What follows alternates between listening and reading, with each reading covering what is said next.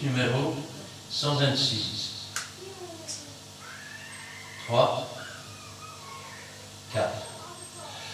J'entre dans tes portes, j'entre dans tes parvis, avec des louanges, devant toi me voici, je reconnais ta majesté, je reconnais ta royauté.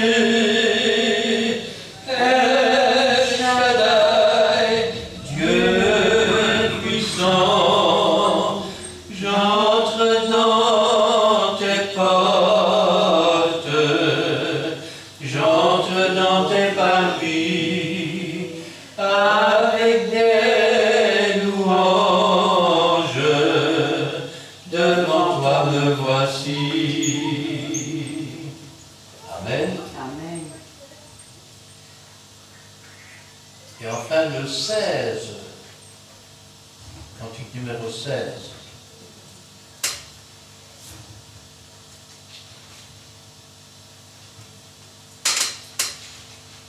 Le cantique des Juliens.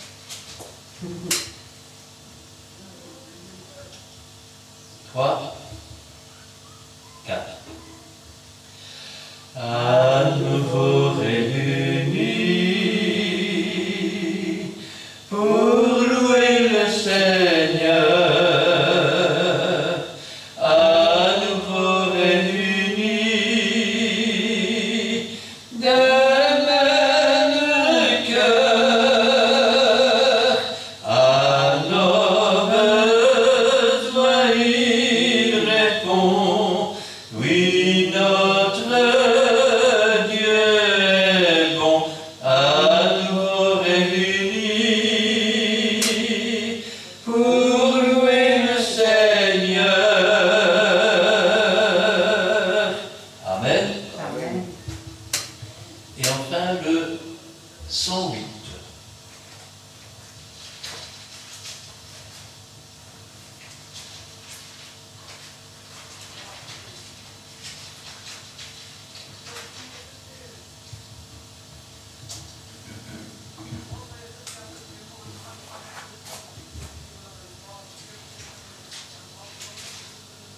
Trois,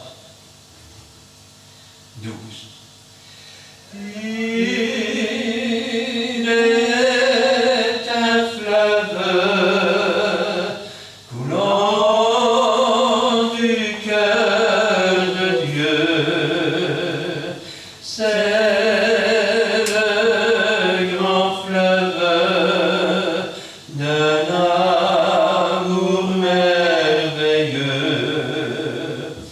Je vais y boire, cet amour me remplit, et sa victoire m'anime de l'esprit.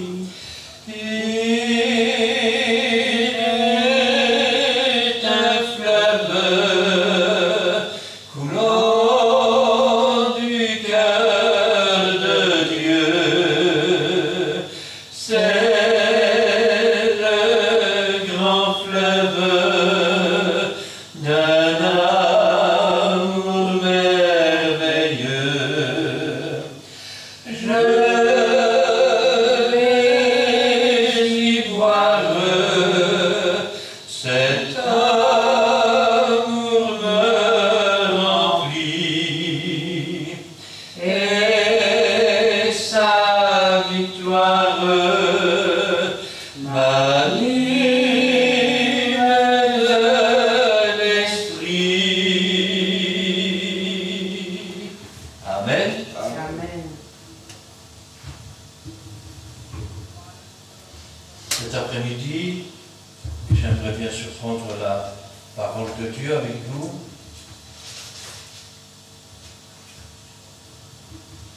J'aimerais la prendre dans l'évangile de Jean, chapitre 17. Nous lirons là du verset 14 à 26. Évangile de Jean, chapitre 17, versets 14 à 26. Je vais demander à mon frère le pasteur Édouard de remettre la parole du Seigneur entre ses mains. Et Gina nous fera la lecture. Dieu Tout-Puissant, nous sommes arrivés au moment où nous allons nourrir notre âme. Merci éternel Dieu, parce que l'instrument qui t'a choisi cet après-midi, nous te remercions infiniment, Père du Seigneur. Nous voulons que ta parole soit répandue par tout le monde entier. C'est ainsi que Père, tu prendras plaisir au monde. Sois glorifié, sois élevé éternellement.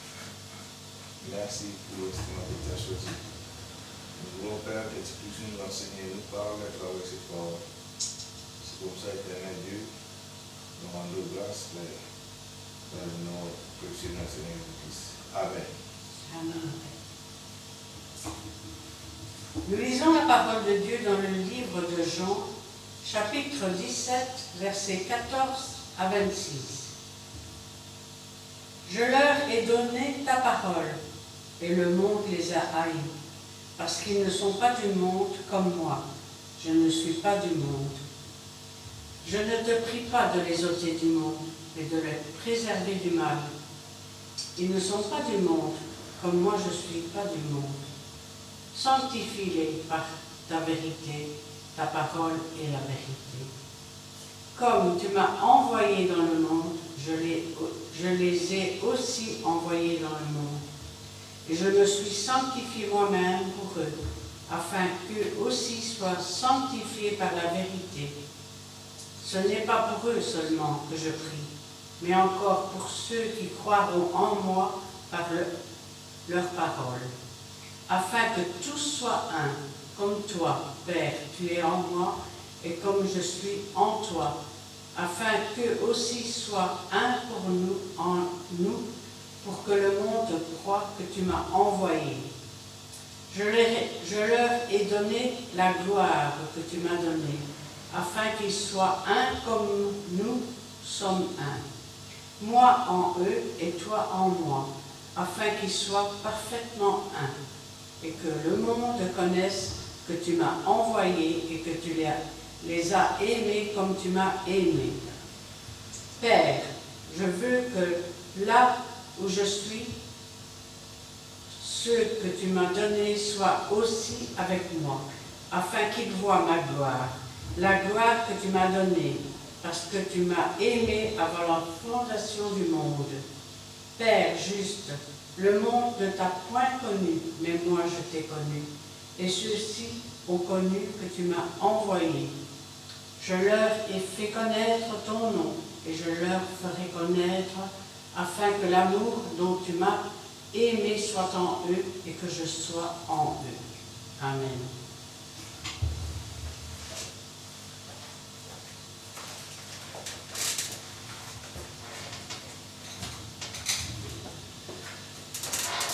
Ces paroles qui ont été recopiées sont en fait les paroles du Seigneur Jésus. Amen. Et regardez la première chose qu'il dit. Il ne dit pas « je leur ai donné une bonne religion ».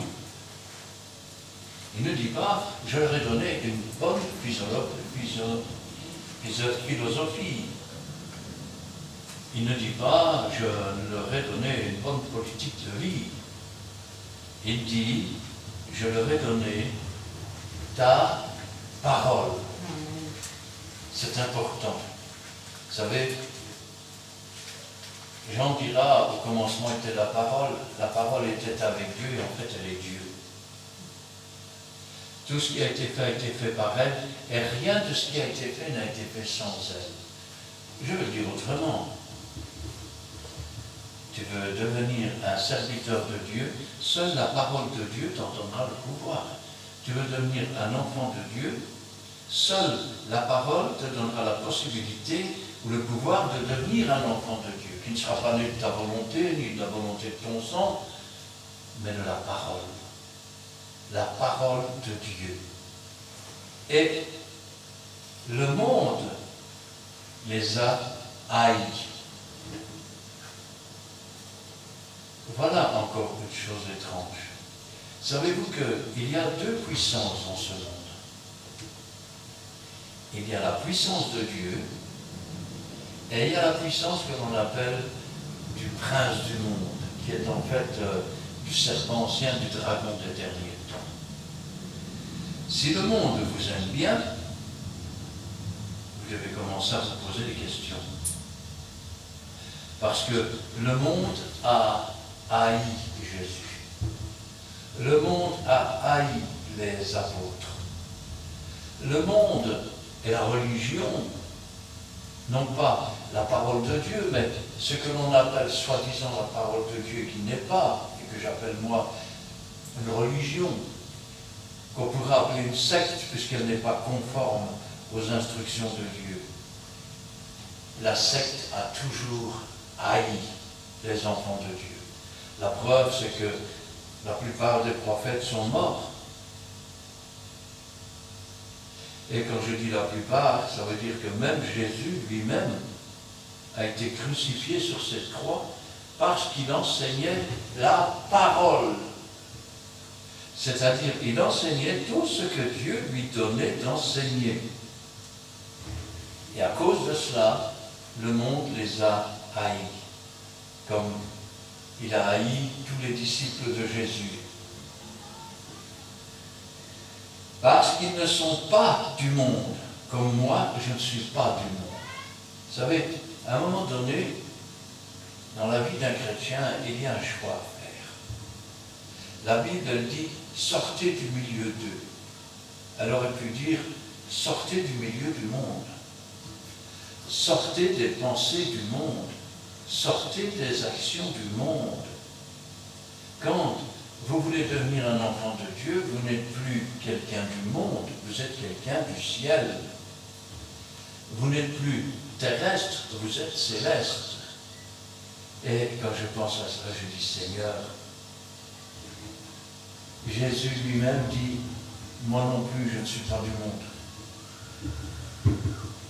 Il y a tellement d'églises mondaines où l'on recherche Dieu avec un but. Le but, c'est d'être béni et de devenir riche. Combien cherchent Dieu d'une église à l'autre? Mais ils cherchent un Dieu qui a des jupes. Eh oui, parce qu'on va dans l'église pour chercher une femme maintenant. Ou on va dans l'église pour chercher un homme. Ou on va dans l'église pour avoir des papiers. Et quand je pense à cela, je dis, Seigneur, ne plus être du monde. Ça veut dire aussi ne plus avoir les coutumes du monde. Ça veut dire qu'il faut mettre Dieu au-dessus de notre nationalité. Nous ne sommes plus des terriens, nous ne sommes plus des Belges, nous ne sommes plus des Asiatiques, nous ne sommes plus des Russes, nous ne sommes plus des Roumains, nous ne sommes plus des Noirs, des Jaunes ou des Indiens. Nous sommes des concitoyens de la cité céleste. Amen. Nous sommes le corps de Christ. Ça veut dire que quand l'Église marche dans le monde, c'est en fait le corps de Christ qui marche dans le monde. Et le monde doit savoir que Jésus est avec nous. Comment peut-il le savoir s'il n'y a aucune différence entre nous et les autres? Certains diront, oui mais attendez, moi je ne suis ni pire ni meilleur que les autres. C'est ça le problème. Quand Dieu nous a choisis, c'est pour faire de nous ce que la terre peut porter de mieux. Ce qui est au-dessus de tout ce qui est charnel, de tout ce qui est terrestre, de tout ce qui est le mal. Regardez ce que Jésus dit. Je ne te prie pas de les ôter du monde. Je vais le dire autrement. Quand le Seigneur a dit de sortir du milieu d'eux, il n'a pas prié pour que nous soyons enlevés du monde.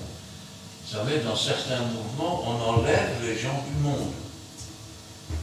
Alors soit on les met dans des monastères, on va appeler ça, ils sont enfermés d'un côté. Vous avez les bonnes sœurs qui sont enfermées de l'autre. Vous avez un tunnel entre les deux. Et les bébés, on les enterre dans la cour. Il faut dire la vérité.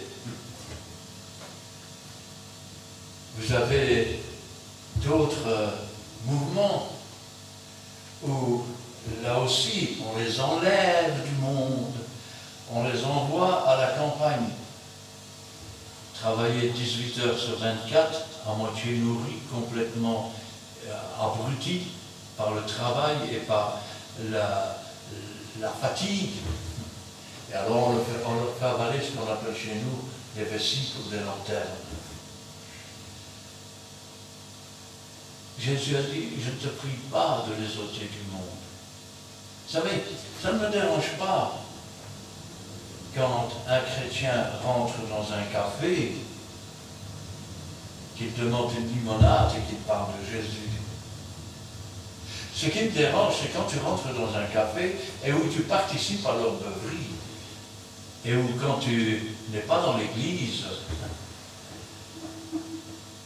on ne peut même pas, je vais dire, répéter tes conversations. Ça ne me gêne pas que tu viennes à l'église et que tu fasses la belle. Mais si c'est pour ensuite aller danser en culotte et en soutien-gorge sur les tables du café, avec tes copines, pendant que ces messieurs t'admirent, eh bien, c'est pas moi que ça dérange, c'est à Dieu que ça dérange. Ça ne me dérange pas que tu viennes le dimanche à l'église, que tu fasses le saint. Ce qui me dérange, c'est quand tu arrives à l'usine et que tu commences à voler.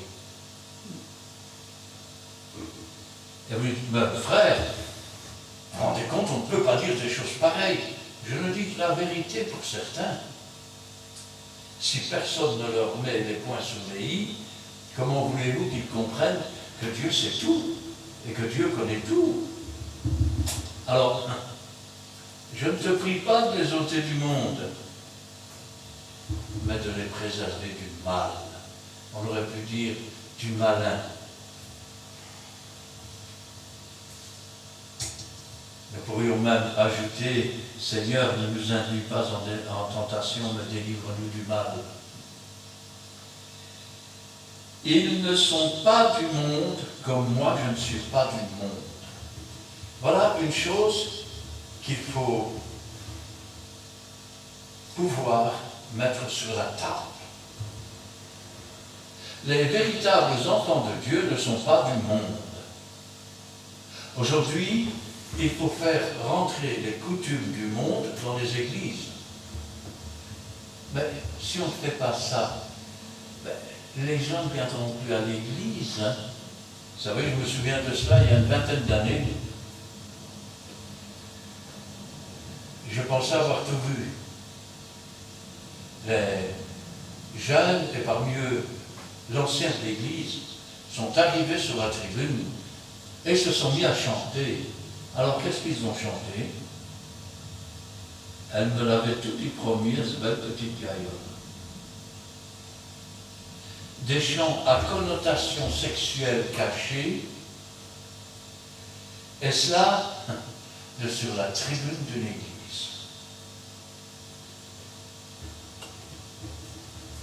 Vous pouvez toujours dire, mes frères, tu exagères, j'étais là, j'ai entendu, j'ai vu.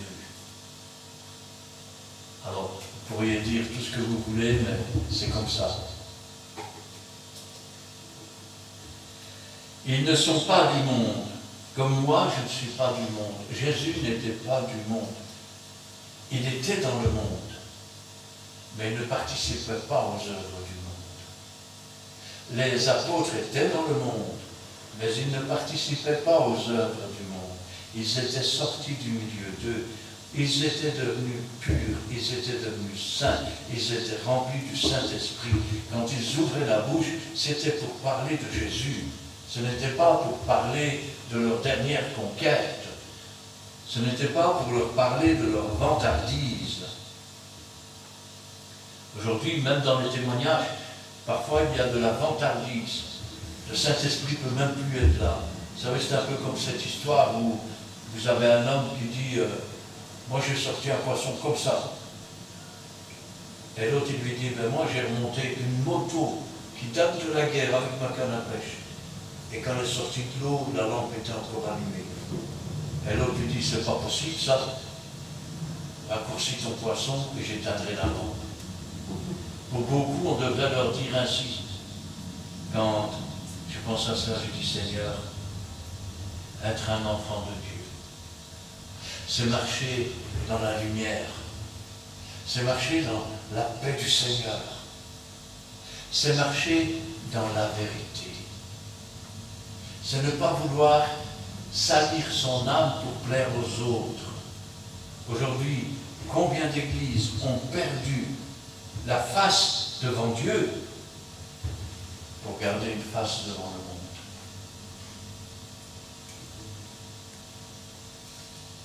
Ils ne sont pas du monde, comme moi je ne suis pas du monde. Sanctifie-les par ta vérité. Ta parole est la vérité.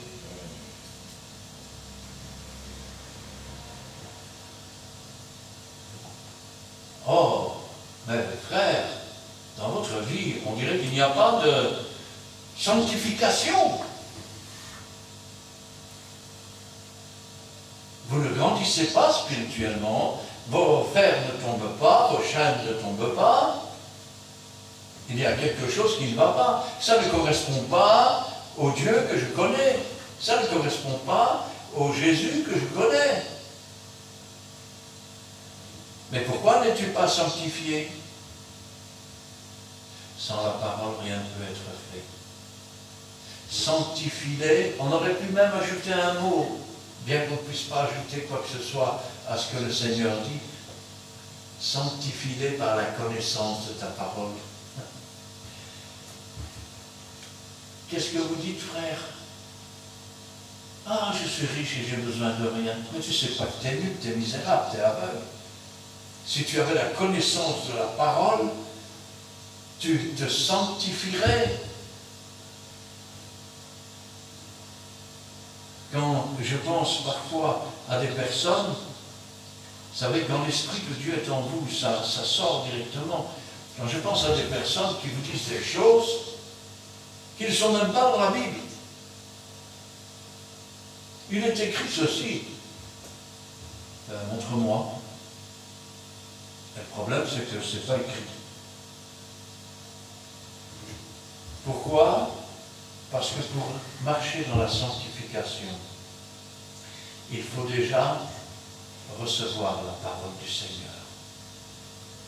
Quand maintenant tu lis ta Bible et que tu demandes au Seigneur de te donner l'esprit, de t'éclairer, et que tu reconnais que tu as besoin d'apprendre, que tu ne connais pas grand-chose,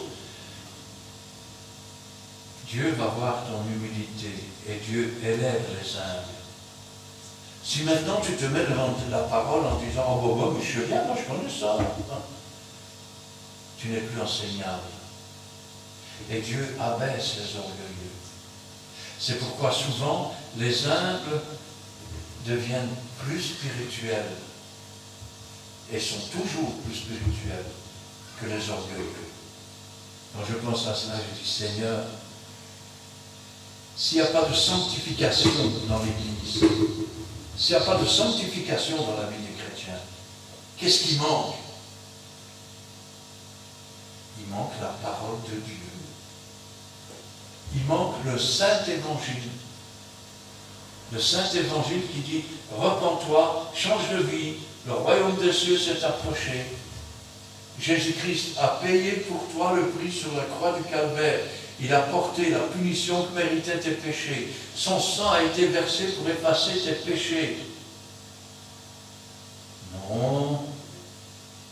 Si tu donnes des sous à l'Église, Dieu va t'en donner encore plus.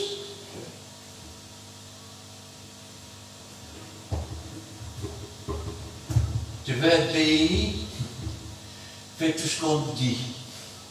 Des moutons pas mûrs. Vous savez, je regardais encore une vidéo qu'un un de mes frères m'a envoyé il y a quelques jours, où on voit des gens qui sont agenouillés et un pasteur qui les frappe à coups de fouet. On se croirait dans l'église antique où vous aviez des gens qui prenaient des fouets. C'est ma faute, c'est ma grande faute, j'aurais pas dû. Ou alors, on rentre dans une petite cage. Bénissez-moi, mon Père. Déjà que personne ne se fasse appeler Père sur la terre, car vous n'avez qu'un seul Père, votre Père qui est dans les cieux. Bénissez-moi, mon Père, car j'ai péché. Qu'est-ce qu'il faut faire alors quand tu fais une bonne action? Parce qu'il faut déjà te bénir quand tu pêches. Quand je pense à ça, je dis, Seigneur, où est l'Église? La véritable Église, les véritables chrétiens. Vous vous êtes écrasés, vous vous êtes mis sur le côté pour laisser la place à des brocanteurs de l'Évangile, comme dirait mon frère, ou à des maquignons, à des gens qui n'ont même pas été appelés. C'est souvent ces gens-là qui font beaucoup de bruit pour prendre le pouvoir. Ils profitent de l'humilité, mais l'humilité, ça ne doit pas être une faiblesse. Parce que quand vous voyez les apôtres qui prêchent ou qui reprennent dans la vérité ou Jésus, ils ne le faisaient pas avec humilité, ils le faisaient avec l'Esprit de Dieu. L'Esprit de Dieu fait trembler les démons. Parce que les démons y croient, mais ils tremblent. La parole de la vérité, c'est ce qui sanctifie. Amen. Quand c'est une parole qui est vivante, c'est une parole qui est agissante, elle entre au plus profond de l'âme, elle nettoie l'âme, elle change les choses, parce qu'elle est empreinte de l'Esprit de Dieu, le seul qui convainc de péché, de justice, de jugement. Ta parole est la vérité. Et la vérité, c'est la vie. C'est la vérité qui affranchit. Vous pouvez toujours essayer de trouver des excuses. Oui, mais il ne faut pas exagérer, il ne faut pas prendre tout à la lettre. Jésus, qui n'était pas du monde, a pris tout à la lettre. Il a dit, il ne disparaîtra pas un seul iota, c'est-à-dire un seul i, de la parole. Il ne disparaîtra pas un seul iota, que tout soit accompli. Et celui qui désobéira au plus petit des commandements de Dieu sera le plus petit dans le royaume des cieux. Le iota, c'est le point qui est au-dessus du i. Il dira aussi, il ne disparaîtra pas un trait de lettre de la parole. La terre et le ciel disparaîtront, mais ma parole ne disparaîtra pas. La parole est la vérité. Et c'est la vérité qui affranchit. Si maintenant vous préférez écouter des discours à l'eau de rose, tout le monde est beau, tout le monde est gentil, nous irons tous au paradis. Vous pouvez toujours écouter ça, mais votre vie ne changera pas. Vos fers ne tomberont pas, vos chaînes ne se briseront pas, vous serez toujours un petit, avec un nouveau titre de chrétien, mais vous serez comme un ver qui rampe à terre. Et vous serez comme les hommes du péché qui mangent la poussière tous les jours de leur vie, comme le serpent. Si vous voulez manger la nourriture qui vient du ciel, le pain qui descend du ciel, il faut vous lever, il faut vous retirer de cette boue du péché, il faut marcher selon ce que Dieu demande. Il faut s'informer sur la parole de Dieu. Regardez, les seuls chrétiens qui sont félicités dans la Bible, c'est les chrétiens de Béret, parce qu'ils vérifiaient. Moi aussi, je vérifie. Quand le pasteur a fini, j'en dis, ah oui, le pasteur il a dit ça. C'est parce qu'on vous demande. Dans une Bible, on vous a lu un passage, et vous lisez le passage, et vous cherchez tous les passages qui parlent de la même chose, dans différentes situations. Et alors, vous pourrez vous faire une doctrine et dire, oui, je pense que c'est ça que le Seigneur voulait dire. Mais aujourd'hui, on s'en moque. On prend un tout versets et on en fait une doctrine. Sauf que dans le même livre, il y a 200 versets qui disent exactement le contraire de ce qui est dit sur la tribune. Je pourrais vous citer des tas de choses comme ça.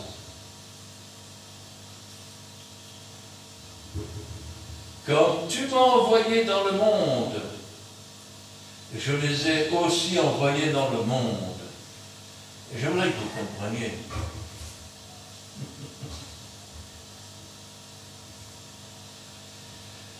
Dieu a envoyé Jésus dans le monde. Alors, s'il avait été pour beaucoup de chrétiens d'aujourd'hui, Jésus se serait, excusez-moi l'expression, se serait assis le cul dans le fauteuil, il aurait écouté, de temps en temps il aurait été à moitié endormi, en train de ronfler, il aurait dit amen à tout, et il serait rentré chez lui. Mais quand Dieu l'a envoyé dans le monde, c'est parce qu'il avait une œuvre à faire. Et l'œuvre qu'il avait à faire, c'est notre salut. Quand Jésus nous a appelés, quand Dieu nous a attirés, quand Jésus nous a accueillis, car il a dit, je ne mettrai pas dehors celui qui vient à moi, et nul ne peut venir à moi si le Père me l'a appelé. Il ne nous a pas appelés pour rester assis sur des chaises, à simplement écouter.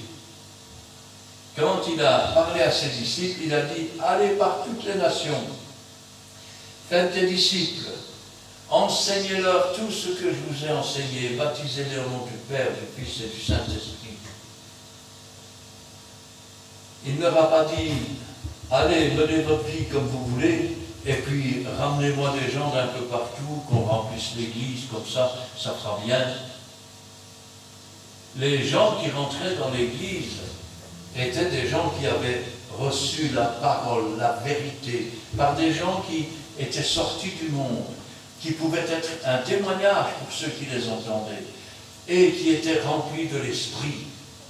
Ils avaient ainsi le ministère de la réconciliation, ce que tout chrétien doit avoir, car c'est le seul ministère qui est distribué à tout le monde, à tous ceux qui appartiennent à Dieu. Comme tu m'as envoyé dans le monde, je les ai aussi envoyés dans le monde. Il est écrit dans cette Bible que Dieu nous a sauvés pour des œuvres qu'il a préparées d'avance. Il est écrit aussi que celui qui ne travaille pas ne mange pas. Je vais vous dire, celui qui ne lit pas sa Bible ne peut pas nourrir son âme. Et celui qui ne fait rien pour Dieu, Dieu ne peut pas l'élever à quoi que ce soit. Car si tu es fidèle dans les petites choses, Dieu te donnera de grandes choses à faire. Si tu n'es déjà pas fidèle dans les petites, comment veux-tu qu'on te donne des grandes? Sois un véritable enfant de Dieu. Ce n'est pas simplement l'Église ou un tel qui doivent t'apprendre ce que Dieu a à te dire. Il a laissé sa parole, la Bible, le livre, pas un livre, le livre. Ah mais c'est vrai, aujourd'hui il y a une catégorie de chrétiens qui sont super spirituels. Ils ont laissé leur Bible de côté et leur livre spirituel, c'est le livre du chrétien Tartampio, le livre du chrétien du Cobu, le livre du chrétien je ne sais pas comment. Mais la Bible, ils ne la consultent pas, ou ils ne vérifient pas. Alors, ils viennent avec des doctrines qui sont carrément, je dis carrément, des stupidités. Des doctrines qui sont la preuve d'une ignorance totale, au point que vous en avez qui viennent près de vous. Vous croyez vraiment que Jésus va revenir? Oui, il va revenir. Et il va revenir peut-être plus tôt que tu ne le penses, parce que tu ne sais pas ce qu'un jour peut t'engendrer. Alors, comme tu m'as envoyé dans le monde, je les ai aussi envoyés dans le monde. Il ne nous a pas envoyés pour nous parader. Je suis chrétien. T'es rempli du Saint-Esprit, toi, tu m'as vu, hein? Ouh. Il nous a envoyés pour faire les œuvres qu'il a préparées d'avance. Comment pouvons-nous connaître les œuvres qu'il a préparées d'avance si déjà nous rejetons la parole qui sanctifie? Rappelez-vous qu'il faut marcher de sanctification en sanctification, sans laquelle personne ne verra Dieu. Et vous vous demandez, mais comment faire pour marcher dans la sanctification? Sanctifie-les par ta parole. C'est la parole qui est empreinte de l'esprit et qui conduit à la sanctification du chrétien. Ça veut dire que tu ne dois pas simplement te contenter de ta réunion où Dieu a un message pour le corps de Christ, mais Dieu a un message pour toi personnellement. Et ce message, il se trouve dans sa parole, que tu dois étudier, que tu dois méditer.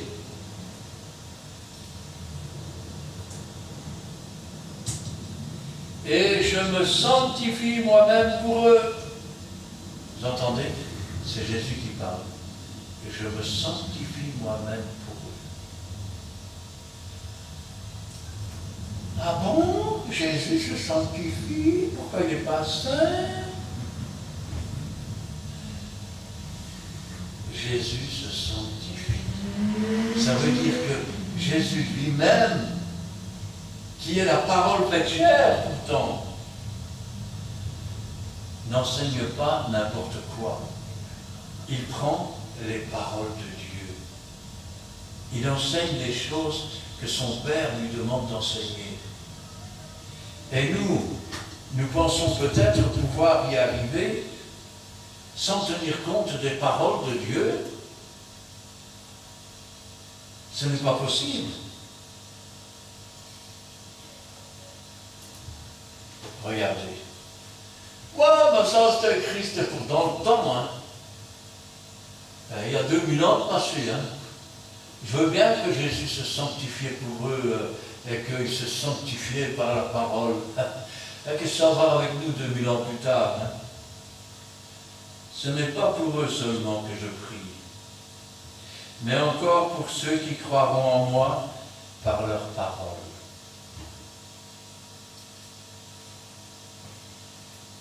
Quelle parole vas-tu donner? La parole de ta secte? Vous savez, le mot secte, ça signifie suivre. Alors, soit tu suis Jésus sur le chemin étroit, soit tu prends le chemin large. La Bible est claire à ce sujet. Il y a beaucoup d'appelés, il y a peu d'élus. Étroit et resserré le chemin qui conduit à la vérité. Oh, mais il ne faut pas exagérer, hein. Il ne faut pas... faut être un peu plus moderne, hein. Étroit, resserré le chemin qui conduit à la vie. Large, spacieux le chemin qui conduit à la perdition.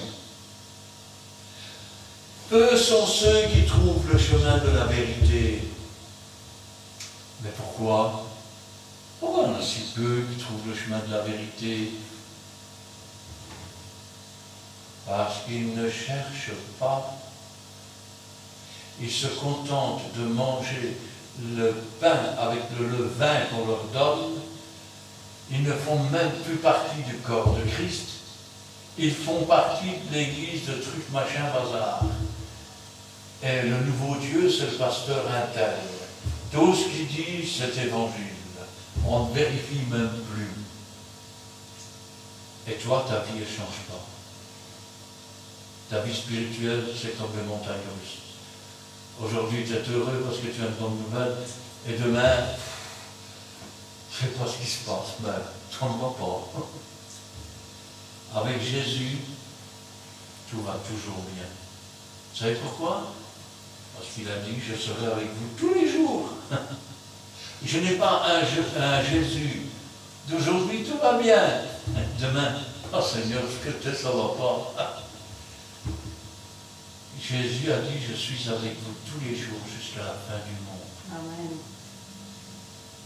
Il a dit, l'ange de l'Éternel comme autour de ceux qui le craignent les arrache au ange. As-tu pensé, quand tu marches dans la sanctification, que tu as un ange autour de toi? N'as-tu pas lu que le Seigneur donnera un nom nouveau, un nom caché que personne ne connaît? Connais-tu ton nom caché? Je ne savais même pas que ça existait, ça. Vous savez, un jour, il y a des gens qui se sont présentés devant Pierre, et quand Pierre leur a demandé de quel baptême avez-vous été baptisé, baptême de Jean, avez-vous reçu le Saint-Esprit quand vous avez été baptisé? Nous n'avons même pas entendu qu'il y avait un Saint-Esprit. Voilà où en sont beaucoup d'églises aujourd'hui. Je dirais, mais nous, dans notre église, on sait qu'il y a un Saint-Esprit.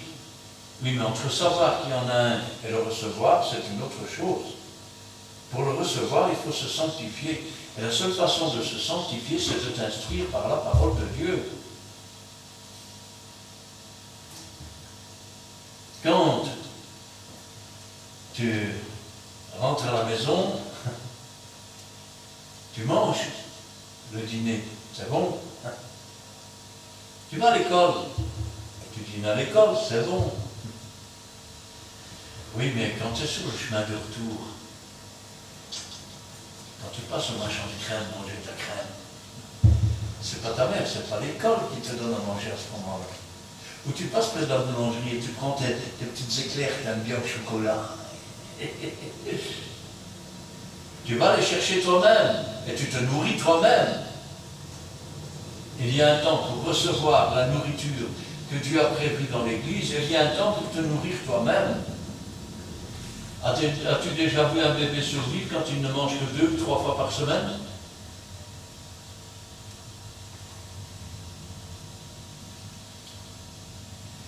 Ce n'est pas pour eux seulement que je prie, mais encore pour ceux qui croiront en moi par leur parole. Bénis soient les serviteurs qui sont au départ comme des petites graines de sélevé, mais qui ont grandi dans la foi par l'apprentissage de la parole de Dieu empreinte de l'Esprit, et qui aujourd'hui sont comme des arbustes qui portent des fruits. Et tous les arbres qui sont destinés, tous les oiseaux qui sont destinés au ciel viennent en dessous pour manger les graines, parce qu'elles trouvent des bonnes choses à manger. Afin que tous soient un. Comme toi, Père, tu es en moi, et comme je suis en toi, afin qu'eux aussi soient un en nous.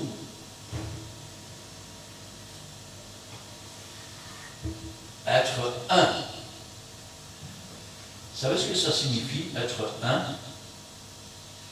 Ça signifie sans aucune division. Ça signifie sans aucune contradiction.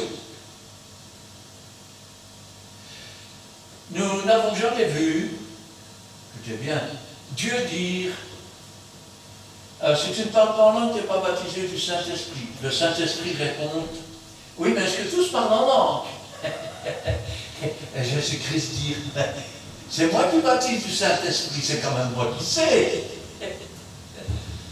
Quand une maison est divisée contre elle-même, elle ne peut pas subsister. Savez-vous cela? Les véritables chrétiens, et là je ne parle pas de mouvement d'église, je parle des véritables chrétiens. Ils sont un avec Dieu le Père, un avec le Saint-Esprit, un avec les autres frères et sœurs et avec Jésus.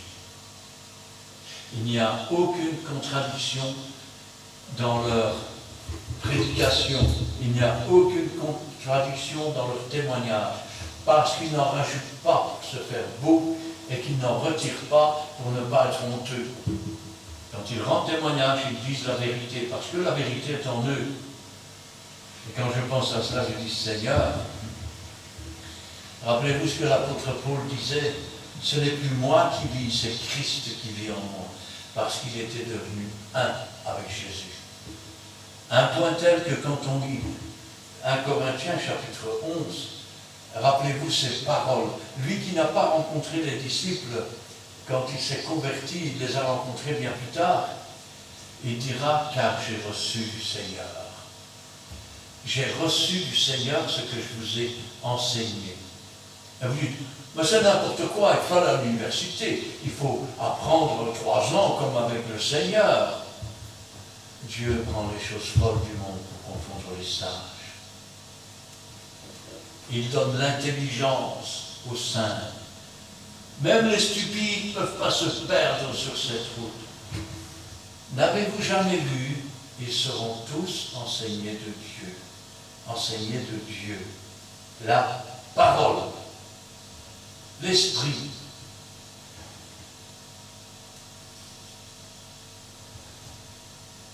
Je leur ai donné la gloire que tu m'as donnée. Waouh! Et nous avons tous contemplé sa gloire. Une gloire comme la gloire du Fils unique venu du Père. On pourrait traduire ça. Je me suis donné à eux. Et je suis entré en eux. Eh oui. Quand l'apôtre Paul disait, c'est Jésus qui vit en moi, ils étaient devenus un. Un en pensée, un en parole, un en action. Quand je pense à ça, je dis, Seigneur, il y a un beau cantique qui dit, nous sommes un dans un lien d'amour. Notre esprit est uni à l'esprit de Dieu. Amen. Nous sommes un dans un lien d'amour. Maintenant, chantons tous ensemble. Que le monde voit que nous sommes un dans un lien d'amour. Moi en eux et toi en moi, afin qu'ils soient parfaitement un. Vous savez, l'armée de Dieu, c'est une armée spéciale. Dans l'armée du monde, vous avez un chef qui est là, qui dit fixe, il y a tout le monde qui est fixe. Tourne à droite, tout le monde tourne à droite, comme un seul homme. Dans l'armée de Jésus, c'est différent. C'est différent pourquoi? Parce qu'il y a diversité de dons, diversité de ministères, mais il y a un seul esprit et un seul Seigneur. Cela veut dire que nous marchons comme un corps. Mon doigt d'oreille ne sert pas à marcher, ça ne marcherait pas. Et puis, je vais dire, mes mains ne sont pas faites, je vais dire, on ne sait pas pourquoi. Avec mes pieds, je ne peux pas commencer à faire la vaisselle, ça ne marchera pas. Ça veut dire que chacun a une utilité, chacun a des œuvres différentes à faire. Le principe, c'est que quand nous sommes un avec Dieu, nous sommes tous dans la même optique que Dieu. Oh, frère, nous connaissons en partie, mon frère. Et un jour, on connaîtra. Alors, qu'est-ce que vous voulez nous parler, hein? Je vais vous dire une chose. Il est vrai qu'il est écrit que nous connaissons en partie, que nous prophétisons en partie. Sauf que je vais vous dire une chose, c'est que le Saint-Esprit, il ne donne pas à connaître du mensonge. Il ne donne pas à connaître les fausses prophéties qui ne s'accompliront jamais. Nous connaissons peut-être en partie, nous prophétisons en partie, mais ce que nous connaissons et ce que nous prophétisons est oui et amen, parce qu'il est donné par la parole de Dieu, il est donné par le Saint-Esprit.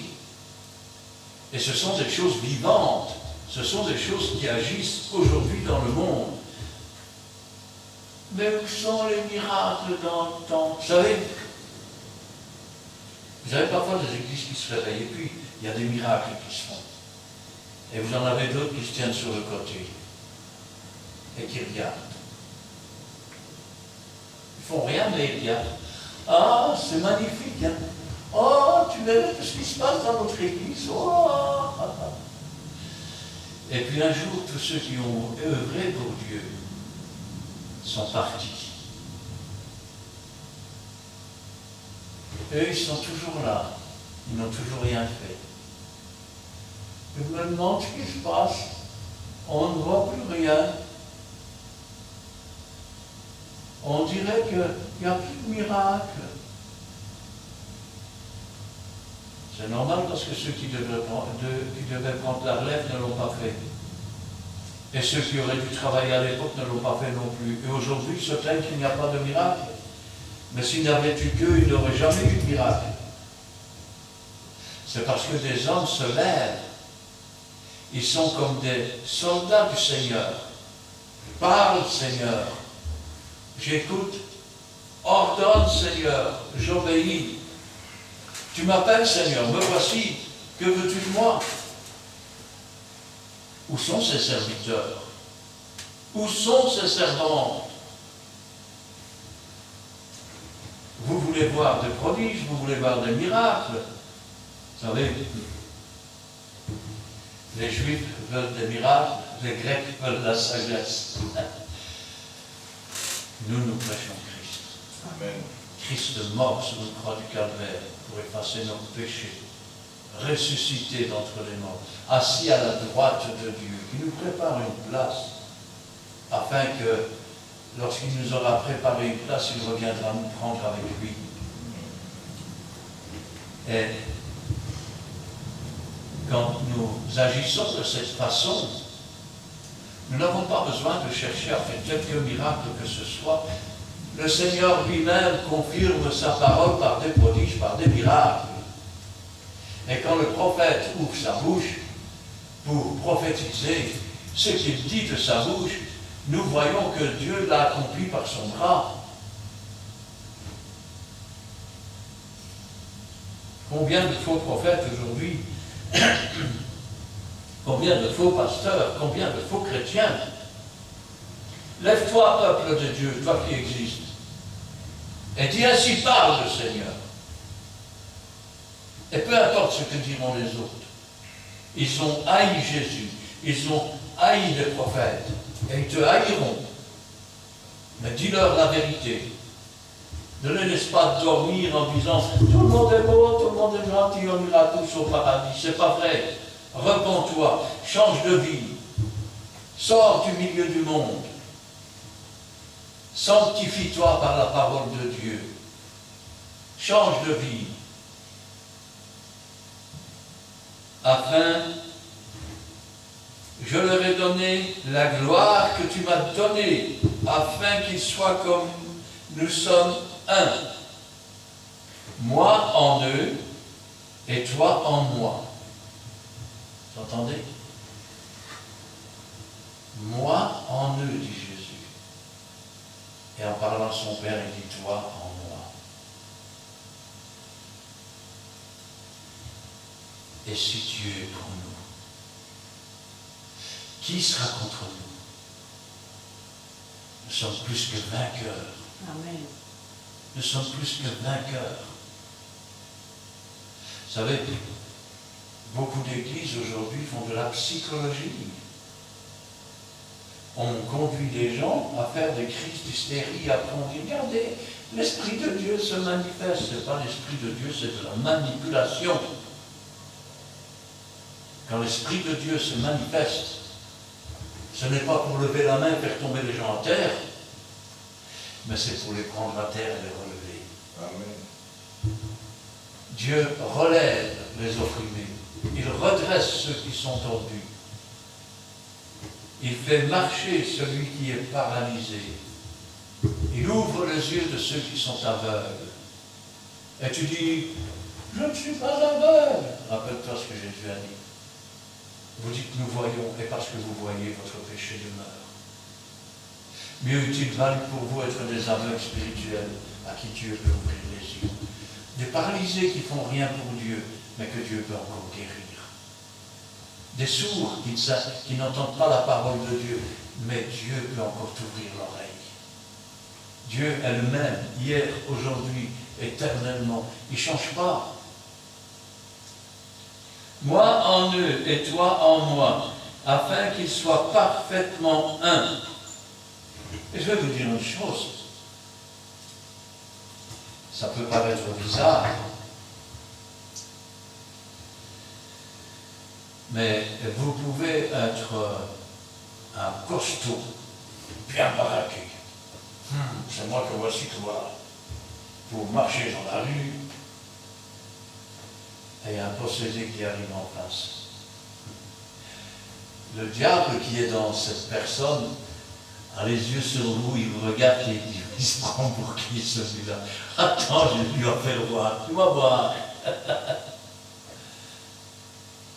Et à côté de ça, tu peux avoir un chrétien ou une chrétienne usé par la fatigue et l'âge, qui s'appuie sur sa petite tribune pour faire un pas, ou son bâton pour faire un pas.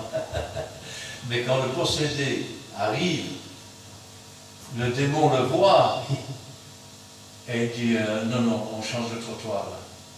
Parce que là, il y a du dégât, ça ne va pas le faire. Jésus n'a pas dit vous serez tourmentés par les démons.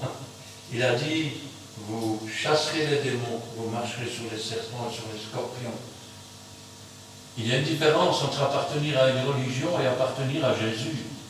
Jésus n'est pas un homme, il est Dieu, il est le Fils de Dieu. Il ne fait pas ce qu'il peut, il fait ce qu'il veut. Il a le premier mot, il a le dernier, il est l'alpha, l'oméga, le commencement et la fin. C'est lui qui a commencé toutes choses auprès de Dieu et c'est lui qui aura le dernier mot. Et quand je pense à ça, je dis Seigneur, si nous savions seulement qui est notre Seigneur, nous n'aurions plus crainte du lendemain. Nous saurions que quoi qu'il arrive, toute chose concourt au bien de ceux qui aiment Dieu. Nous saurions que Dieu est avec nous et que quoi qu'il se passe, toute chose sera bonne pour nous. Soit pour apprendre par les choses que nous souffrons, soit pour nous donner des victoires qui augmenteront encore notre foi pour la prochaine épreuve.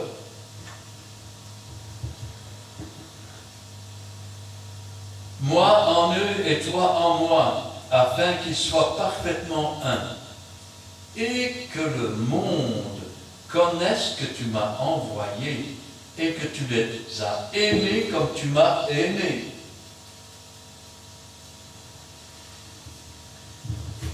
Waouh! De quoi parle-t-il? Quand quelqu'un donne son cœur à Jésus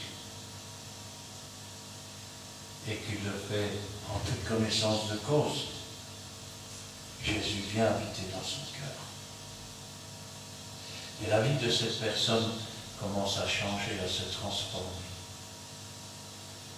Alors, elle est tous les jours sous la Bible, sous la parole de Dieu, cherchant à découvrir ce que Dieu attend, ce que Dieu veut, ce que Dieu a pour lui. Et autour, les gens regardent. C'est lui, c'est pas lui. Il lui ressemble, mais c'est pas le même. Quelque chose va changer dans ta vie. La présence de Dieu change les cœurs, elle change les mentalités, elle change les coutumes, elle change les habitudes. Elle nettoie petit à petit, elle émonde petit à petit toutes les choses qui ne conviennent pas à Dieu. Et petit à petit, tu deviens une nouvelle créature. Une créature qui ne marche plus selon la chair, selon ses propres désirs, selon la coutume du monde de l'Église, mais qui marche au son de la trompette de Dieu. Heureux ceux qui entendent le son de la trompette de Dieu. Car quand le son de la trompette sonne, Dieu avertit son peuple. Et quand Dieu avertit son peuple, le peuple de Dieu se lève comme un seul homme. La religion reste assise, sont derrière sur la chaise, et dit « Qui fait bon à ton service ?» Et comme ils ne se lèvent pas, ils périssent.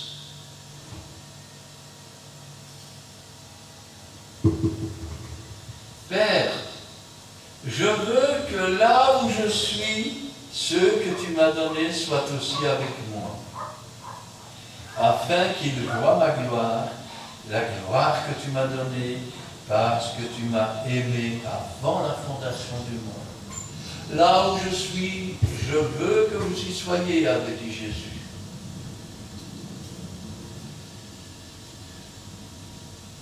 Or, Mais je ne comprends pas. Déjà, où est Jésus aujourd'hui? Où est-ce qu'il est Jésus?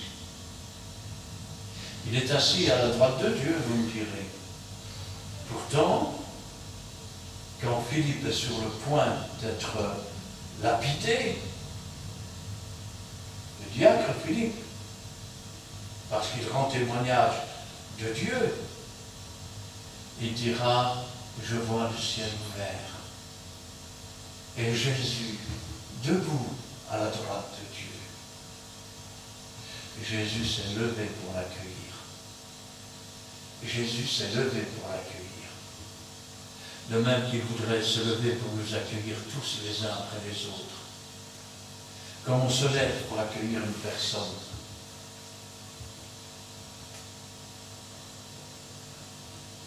Il est dans les lieux célestes.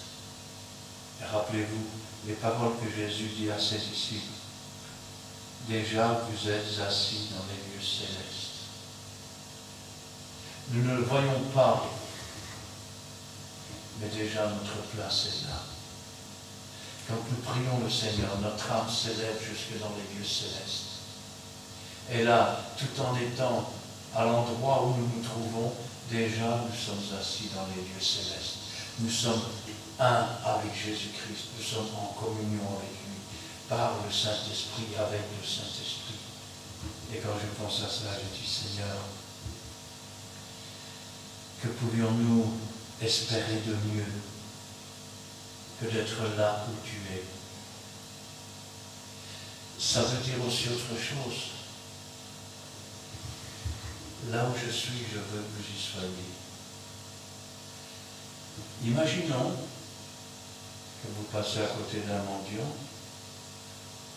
vous lui donnez une pièce, encore quelque chose, passez près de l'autre, vous lui donnez rien.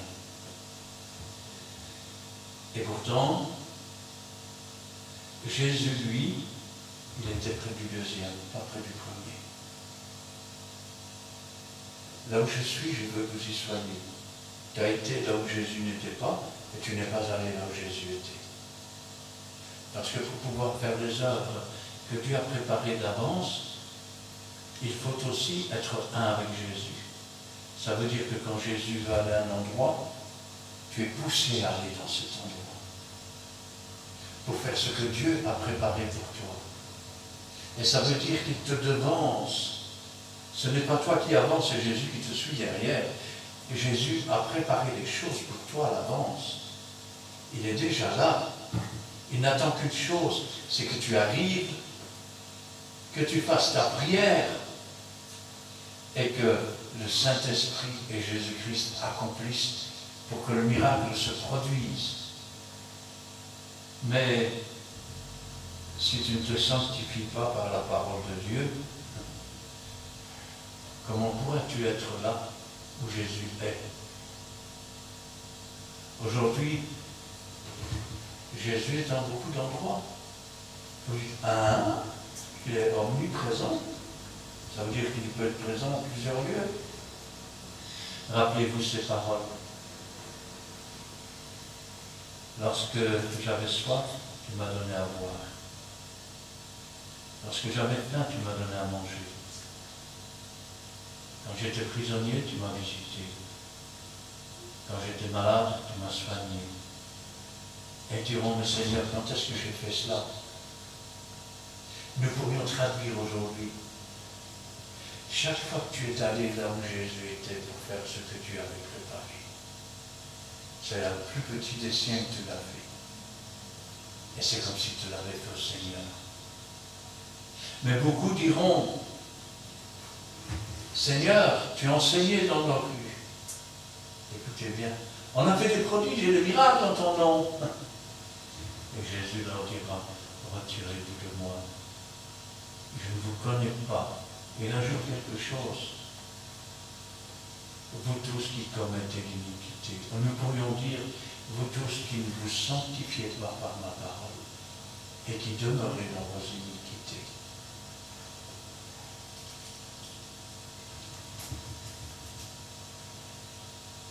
Père juste, le monde ne t'a pas connu. mais moi, je t'ai connu. Et ceux qui ont connu que tu m'as envoyé, je leur ai fait connaître ton nom. Et je leur ferai connaître, afin que l'amour dont tu m'as aimé soit en eux, et que je sois en eux. Les prophéties disparaîtront. Pourquoi? Parce qu'on prophétise en partie, mais quand tout sera accompli, il n'y aura plus de prophétie alors, ça va disparaître. La connaissance disparaîtra. Je ne comprends pas. Quand tu n'as plus rien à connaître, et que tu connais comme tu as été connu, qu'est-ce que tu peux encore apprendre d'autre? La connaissance disparaît à ce moment-là. Mais il y a une chose qui ne disparaîtra pas, et qui doit demeurer, c'est l'amour. Quand j'aurai toute la connaissance, quand je ferai des prodiges, quand je ferai des miracles, si je n'ai pas d'amour, je suis un airain, une cymbale qui résonne. Je fais du bruit, je fais du vent pour rien. Et je vais dire autrement, si je ne me laisse pas sanctifier par la parole de Dieu, le Saint-Esprit ne pourra pas faire son habitation. Je ne serai pas alors le temple, l'habitation de Dieu en esprit. Je pourrais être orgueilleux parce que je manifeste un don ou l'autre, mais le Seigneur dira, retire-toi, je ne t'ai jamais connu. Je ne t'ai jamais connu. Quel revers de médaille. Alors que tout ce que l'on peut apprendre de Dieu est manifeste. Dieu ayant donné sa parole pour nous amener à la connaissance de la parole de Dieu. Et Dieu dit qu'il appelle Dieu avec un petit d, tous ceux qui sont parvenus à la connaissance de sa parole. Mais connaître sa parole ne veut pas dire « je sais par cœur les versets ». Non. Connaître, vous savez, quand on dit dans la Bible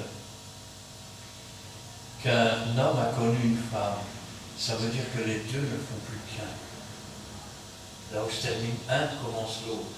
Ça veut dire aussi que notre proximité est tellement, je vais dire, liée qu'on ne fait plus une chose l'un sans l'autre. Ça veut dire que là où Jésus fait une chose, nous le faisons avec. Là où il ne le fait pas, nous ne le faisons pas. Et quand je pense à cela, je dis, Seigneur,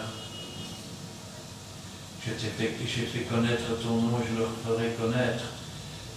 Ça veut dire que ce n'est pas seulement pour le moment où il vit maintenant, mais ce sera pour le futur et les futurs chrétiens et les chrétiens d'aujourd'hui. Afin que l'amour dont tu m'as aimé soit en eux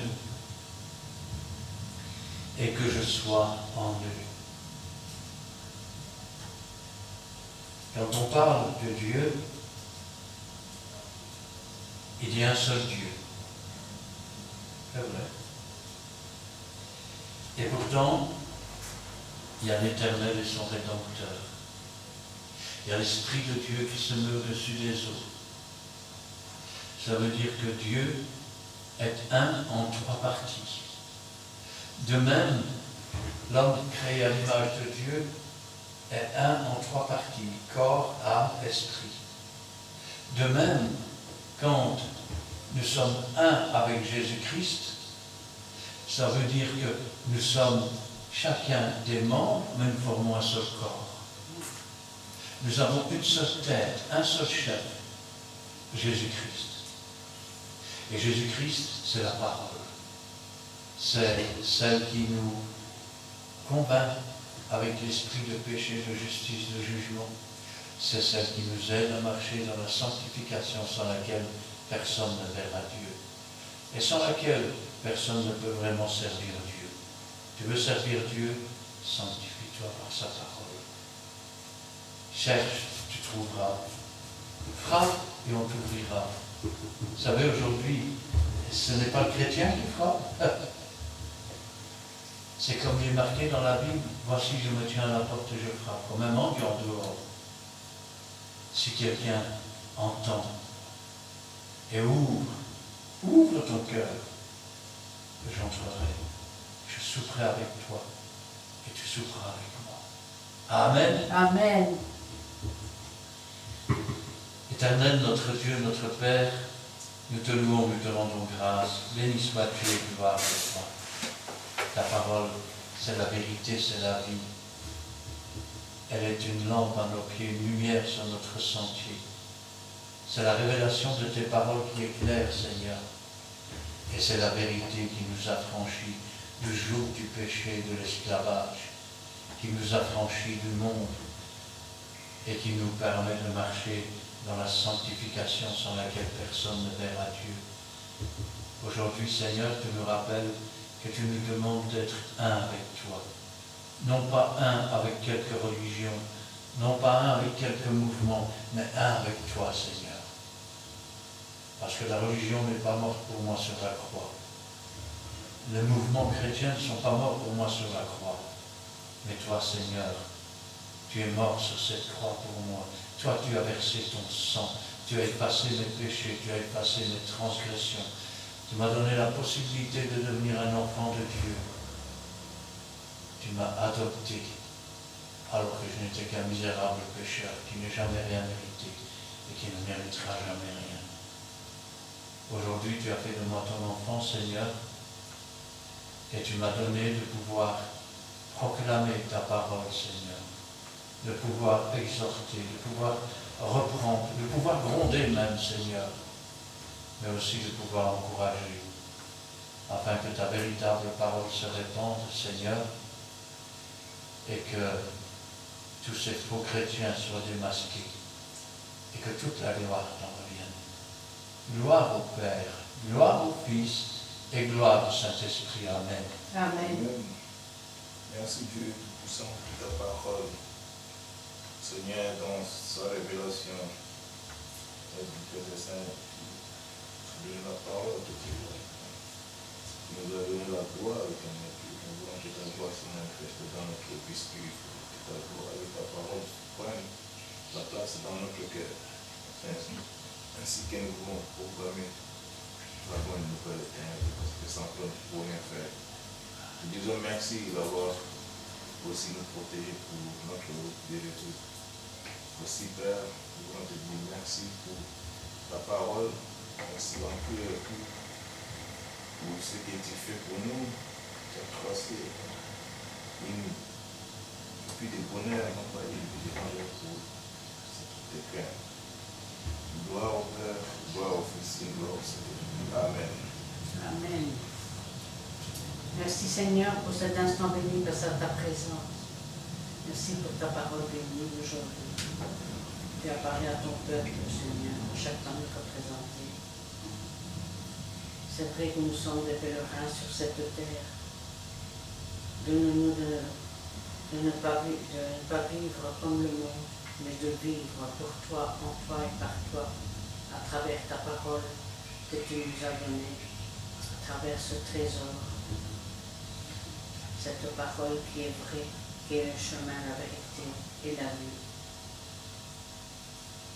Inonde notre cœur, Seigneur, de ton amour, afin qu'inondés nous puissions en partager à tous ceux qui veulent te servir et t'accepter comme sauveur et maître. Agis, Seigneur, comme toi seul peux le faire. Apprends-nous à nous humilier davantage, à nous sanctifier, afin, Seigneur, de marcher de mieux en mieux sur le chemin que tu as tracé pour chacun de nous et de grandir en toi, pour toi et par toi. Merci, Seigneur, pour ton amour, ta bonté, ta miséricorde et ta passion. Et c'est un honneur de faire partie de ta famille, car tu as fait de nous tes enfants. Apprends-nous, Seigneur, à mettre en pratique cette parole, à nous humilier, Seigneur, mais surtout, Seigneur, à mettre en pratique ce que tu nous enseignes, car ton enseignement est précis.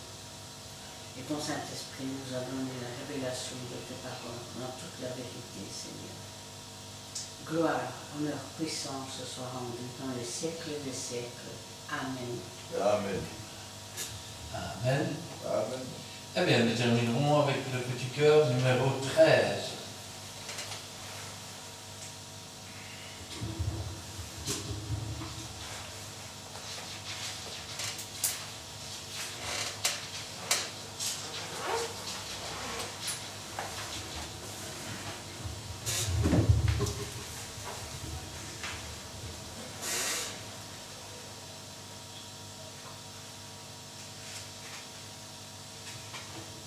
Trois, quatre. Allons acclamer l'éternel Dieu, allons célébrer le rocher de notre salut, allons vers lui, chantons notre joie, allons exalter son nom, car l'Éternel est un grand Dieu, au-dessus de tous les dieux, car l'Éternel est un grand Dieu, au-dessus de tous les dieux.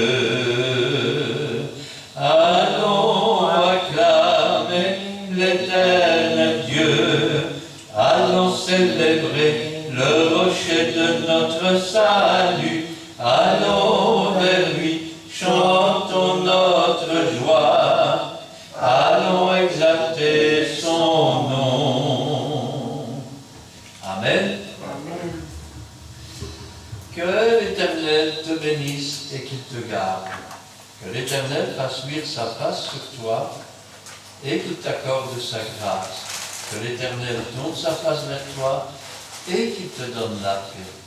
Amen Amen. et Amen.